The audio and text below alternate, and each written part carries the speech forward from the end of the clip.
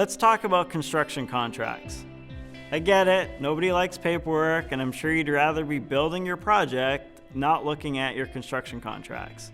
It's much easier just to use the contract from your last job or sign the one put in front of you from the other side, but it's very easy to overlook key details that may make a major difference on the success of your project.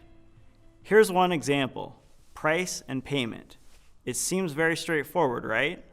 Unfortunately, once the parties negotiate the overall price for a project, they often overlooked contract terms regarding price and payment. And this can create future problems if the contract doesn't address certain scenarios, or if the contract is overly one-sided on this topic for one side or the other. And here's one example.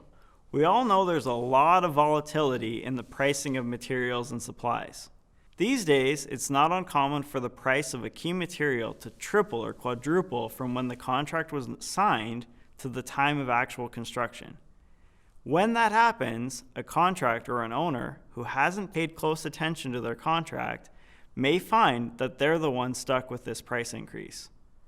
This could immediately eliminate any profit on the job. To address this issue, parties are increasingly adding what's called a price escalation clause into their contracts. The parties may attempt to pre-negotiate the process for addressing the contract price if there's a significant fluctuation in the price of materials. As you can imagine, these clauses are heavily negotiated and they require careful review. Once you've agreed to a price escalation clause in your contract, it's often too late to renegotiate those terms if it becomes unfavorable after a major market fluctuation. Another overlooked payment issue is the treatment of retention.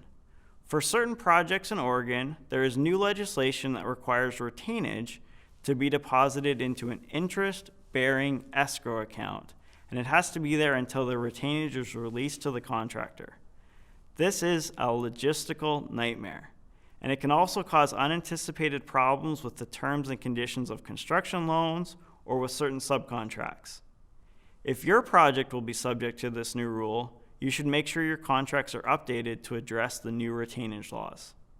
These are just a few examples of potential issues in your contracts regarding price and payment. Getting paid is obviously very important. Don't skip the essential step of carefully examining these contract provisions.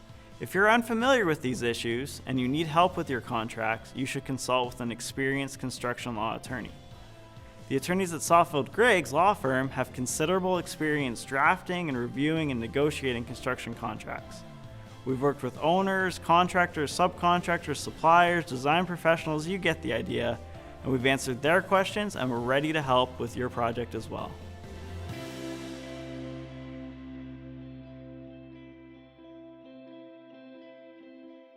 Building your project or not looking at, we start from the beginning. That's okay. I did it out of order. If a contractor, I read that wrong, sorry. Okay. If you need any help negotiating, reviewing, or drafting contract, too much. Yeah.